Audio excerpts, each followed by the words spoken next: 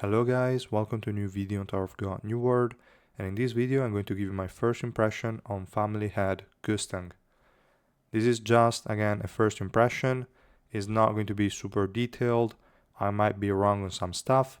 I've just tried him out yesterday during the live stream and I also tried him a bit more today. So again, very early first impression. If you see anything that doesn't resonate with you, let me know. But yeah, I will just try my best to give you an overview on how this guy performs at different levels of investment, what to look out for in terms of ignition weapons, and some other additional things. So yeah, Gustang is definitely a really good unit, and he will start performing at very low dupes actually. So I wasn't expecting that. His damage was quite nice. The main downside of running him at low dupes is that he needs a lot of energy because he has a 3-stage passive and you really want to get to stage 2 as quickly as possible, which is really hard to do when your Gustang is like 0 dupes. But if you can work around it, it will definitely still perform really well. They gave him crazy good percentages already at level 1, so really good stuff. The main thing is that the units that provide energy the most are units that are kind of tied to the unit with the highest attack. Units like Nare or Mamanak, they will link or give energy to the highest attack unit, which at 0 dupes Gustang is unlikely to be in that scenario even with the highest link. It's hard for him to be the highest attack.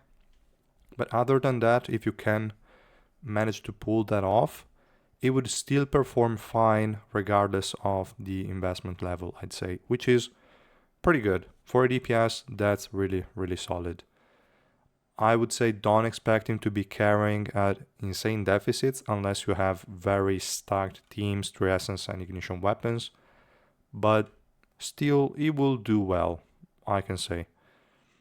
And my recommendation would be go for resistance builds in terms of ignition weapons unless you have him at Rainbow 5. Before Rainbow 5, I'd go resistances, and even afterwards, I'd stick to resistances. I don't think running damage on this guy is going to help much. He already has a lot of pierce in his kit.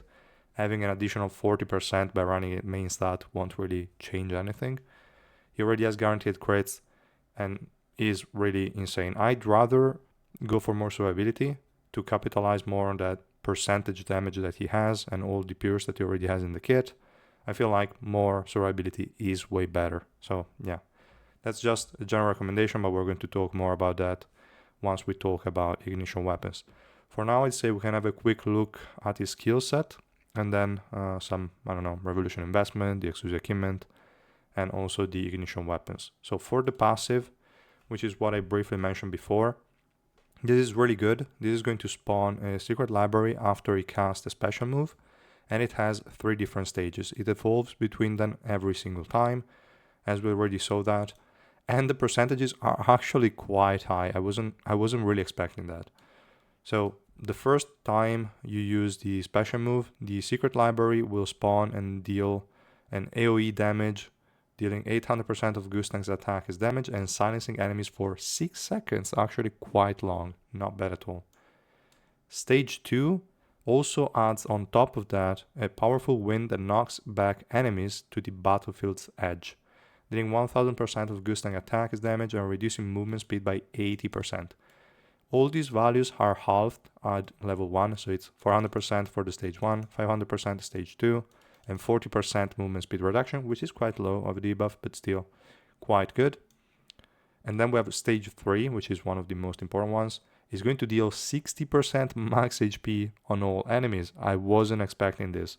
And on level 1, this is 30%. Still amazing. So, insane. And then we have the thing we already knew, so the immunity to all status effects, except for sleep.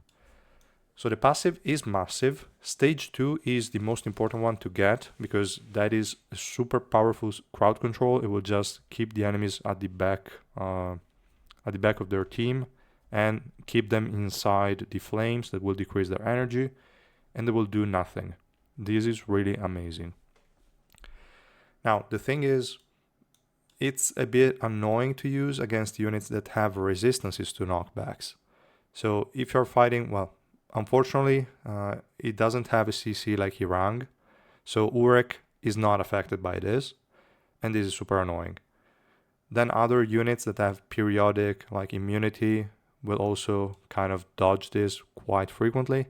Is a bit annoying, so Gustang is not really optimal against those units.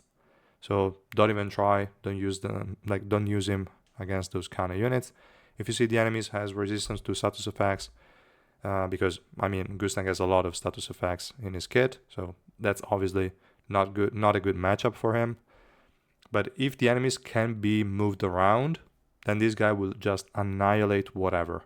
He's a great counter of Anniversary Iwa, because even without pushing her, Anniversary Iwa will go to the back of the team most of the times. Well, that's usually after she casts the first special move, which you want to try and prevent it in general, but still, he would still help in those scenarios even after Iwa casts her first special move. So really, really good unit in most cases. Only be careful again of units with status effect immunity. Those are the most annoying ones. Then, well, Revolution, we're going to have a look at it later. I'd say I'm not going to read that. Then we have the Undying Red Flare. This is going to summon a wall of burning flare at the end of the enemy battlefield, dealing 800% of his attack as damage with each hit for 10 seconds and reducing enemy energy by 200. This is fucking nuts. And this is 400% tick damage at level 1, which is already really good. And coupled with the stage 2 passive, this is just insanity. Super good active skill. And again, Revolution, we're going to read that later. And then we have the Blade Deployment skill. He's going to enter Blade Deployment for 14 seconds, quite a long duration. But unfortunately, the CD is also quite long, so he's not really going to be in this state 100% of the time. But when he's in there, that's more than enough. And the percentage of the physical pierce is really good. Is 60%, increased by further 40% by the exclusive equipment. Really insane. And every time you apply any kind of damage, so the damage over time from the other active skill we just read, the Wall of Flames, will proc this blade at the target, dealing 400% plus an additional 200% from the exclusive equipment. Absolutely insane. And again, Revolution, we're going to read that later. Then we have the special move. This is just going to make him invincible, teleport at the rear of the team, and then he's going to freeze all the enemies for 2 seconds, deal damage to them by quite the high amount, like 800% 3 times. That's 2400% in total. Level 5, level 1 is half of that, so 1200, still quite good. And stun them for 4 seconds. Overall, really good, and we have to remember after he casts this, the secret library will spawn. So his kit is really nice. He has a shit ton of crowd control. So if enemies can be crowd controlled, this guy will just annihilate whatever. Really, really good. Now in terms of Revolution that I'd say we can have a look at first. Well, the first upgrade is to the Red Flare, so the Wall of Fire skill. Instead of decreasing energy, is going to steal it, which is nuts. This will just allow him to keep spamming the special move over and over again and destroy enemies like nothing. This is insane. And cannot miss. So even if the enemies have high evasion, you're still hitting them. This is really strong. And 04 is a really good power spike for him, but I'd say is not too mandatory. Obviously, if you're already 3 red, it might be worth to go for the additional like 4 copies just to get this effect. It's really good. But at that point, you're already orange 4, you might as well go rainbow 5. It's always like this, so it's hard to say when there is a hard stop or not. But definitely is a really good Revolution 4 effect. Revolution 5 is kinda shit actually. Like it's a 80% physical resistance and magic resistance. I'd say, like as I said before, this guy want to be around with resistances either way. Is not going to benefit that much from increased offensive stats. He already has a ton of it in his kit. So this to me is just to protect from like pierce and resistance shreds every now and then, and that's it. I wouldn't rely on this for survivability. But again, if you are Rainbow 5, and you are, if you can get this node, you could run offensive stats, and at that point it could come in handy at times. But I mean, it's really weird. I don't like it. They could have done way better. I don't think these resistances are really that helpful. So yeah, whatever, it's fine. Then we have the upgrade to the special move, and this is going to increase special move Pierce by 30% every time he uses the special move. Now this is a pretty good increase. This is a 90%, plus the 60% you could get here, it's 150%. The thing is, I doubt his special move is going to be that big of a portion of his damage, because it's only 2400% attack in the end, and his blades deal more than that overall. His wall of flame also does more than that, I'd say. So I don't really think special move Pierce is that important. I'd rather go with max cooldown reduction instead of that one, because at this point you have a higher uptime on the wall of fire, so higher decrease on the enemy energy, and also higher uptime on the blade deployment state. Special move Pierce is really a small portion of his damage. He's not going to buff the secret library from the passive, so it really makes no sense. I mean, you have to take it. If you're Rainbow 5, you take it, obviously. But it's not really going to be that big of a boost, guys. Don't expect too much, and I wouldn't invest in this one. Just later, after even the defensive nodes from my point of view. So yeah, I feel like this is a trap. For how much it costs and how much of his portion of damage it buffs, I don't think it's worth it. Just my opinion though. Let me know if you disagree. Then we have the secret library buff that is pretty massive. This is going to improve his stage 3, that is the one that deals max HP damage. Now it's also going to deal an additional 1600% attack as damage and inflict a removable burn, dealing an additional 400% of his attack as damage every second, no limit on stacks. This is just nuts. This is basically almost guaranteeing that he will never go in timeout, more or less. It will start dealing so much damage that it will burn everything. So yeah, I'm not sure it works really as intended, to be honest, because I saw some instances where I was just spamming special moves against the Garam, and Garam shouldn't really be able to block all this stacking burn that was being inflicted on her. I think I cast at least 10 special moves that were a stage 3, so it should have been 4000% attack per second. No way just an individual Garam could survive that, but she did. So I don't know, I still have doubts about it, but if it works as it's written, this is just insanity. Now, Revolution 8, kind of necessary, because the subnodes are not that important, to be totally honest, and is only for PvP. Now, in terms of subnodes, let's first talk about the previous ones, and then I'm going to go over why I don't think the ones in T8 are really that important. So effect hit, he has a lot of crowd controls, so that's definitely nice. Accuracy, only if you need it, otherwise just skip it. Swiftness, really good on mages. They are the only ones that have this kind of effect, so really important. You definitely have to take it.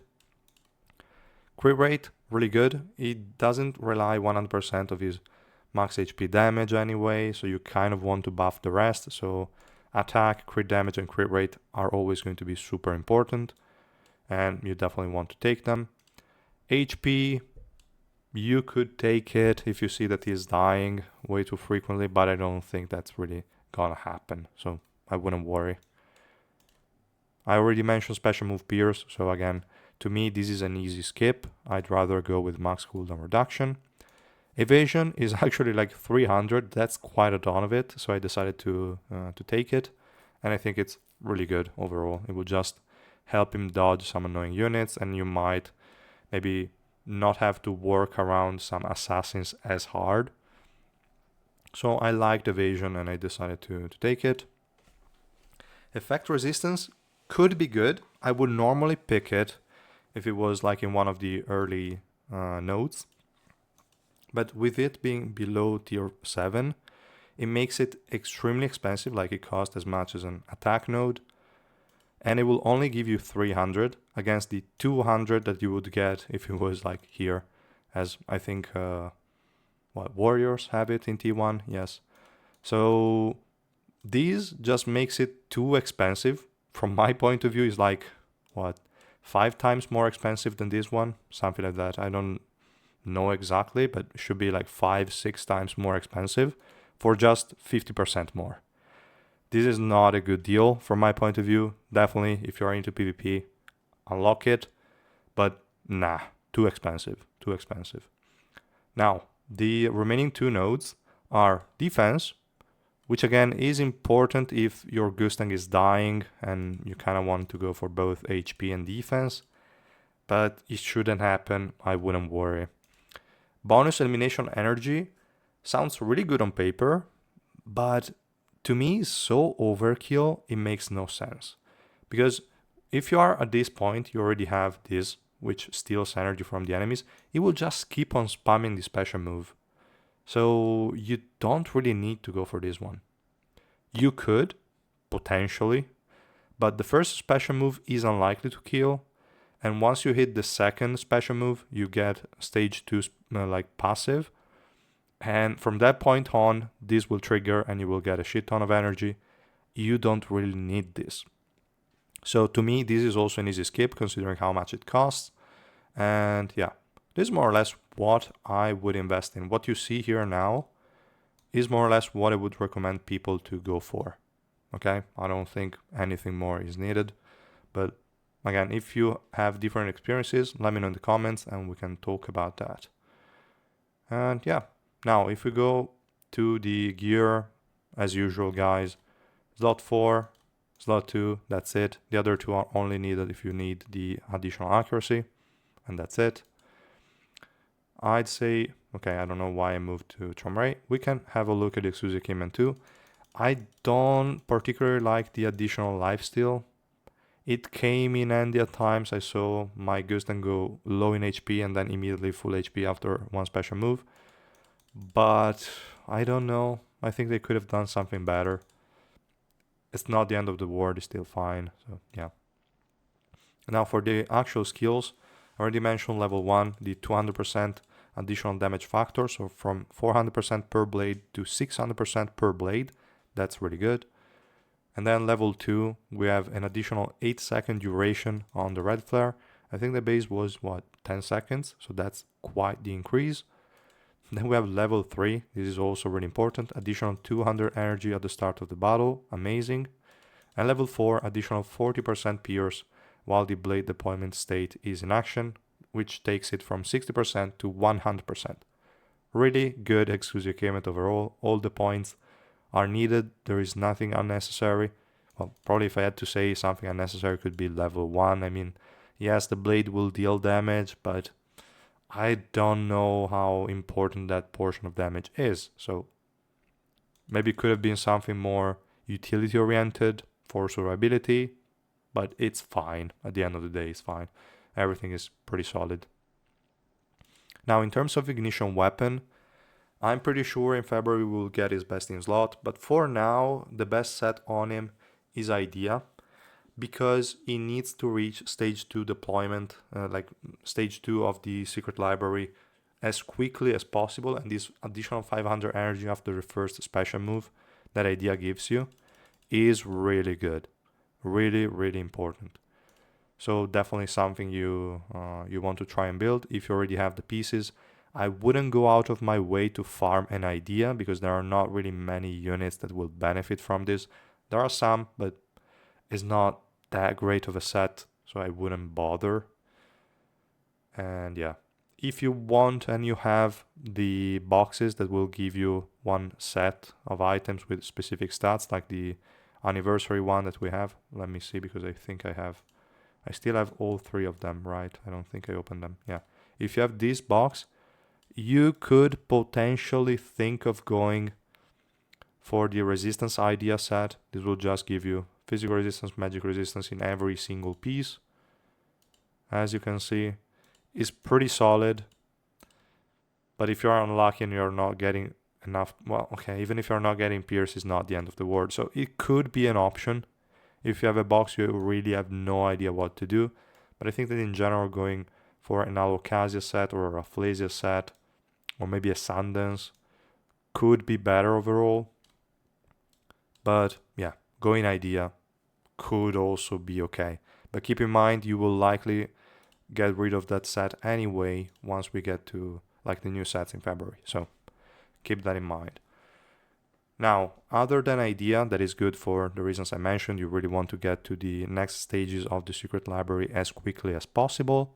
The other best option would be to go L.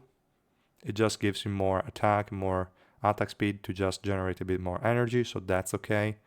You can go with hybrid sets, like 2 Rafflesia, 2 Doris, 2 Rafflesia, 2 L, 2 Rafflesia, 2 whatever, like Rihanna even for more attack. Up to you, doesn't really matter, you can do that. So yeah, I would say those are your main options. They gave us 10 full sets of Sela if you were pulling for Gustang as one of the rewards. You can still run Sela, it's fine. I don't, like, it's not really going to benefit that hard from that, but it could be okay as an initial set just to take time before the release of the new ones. You can definitely run that. It's not going to be super optimal, but it's a possibility. In terms of stats, as I mentioned, you want to go magic resistance slot 4, physical resistance slot 5. And then just try to get to as high physical resistance and magic resistance as you can, and that's all there is to it. If you can get some some physical pierce slots here and there, that's good, but it shouldn't be your main focus. So that's kind of the idea here. Pretty simple, nothing really insane. And I would say, guys, that's pretty much all there is to it for this first impression. I probably went too in depth for just the first impression video, but let me know if you liked it or if you have any feedback for me. I'm always open to that, and I will see you guys in the next one. Bye.